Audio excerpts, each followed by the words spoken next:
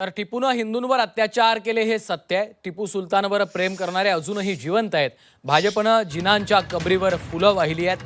दानवेंनी मालेगावच्या उपमहापौर आणि भाजपवर निशाणा साधलेला आहे.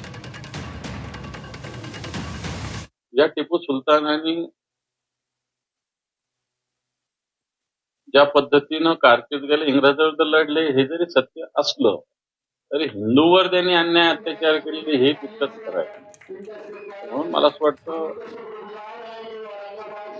टिपू सुलतानाचा फोटोवर प्रेम किंवा टिपू सुलतान विचारावर प्रेम असणारे अवलाद आपल्या या देशात अजूनही जिवंत आहे. हे जरी सत्य असलं तरी फोटो हा ज्याचा त्याचा खाजगी मालमत्ता आहे. त्याने टिपू सुलतानाचा लावा नाही तर जिन्नाचा लावा. भारतीय जनता पार्टीनं जिन्याच्या कबरीला जाऊन पुष्पहार अर्पण केलेला आहे. त्यामुळे ज्याचा त्याचा व्यक्तिगत विषय.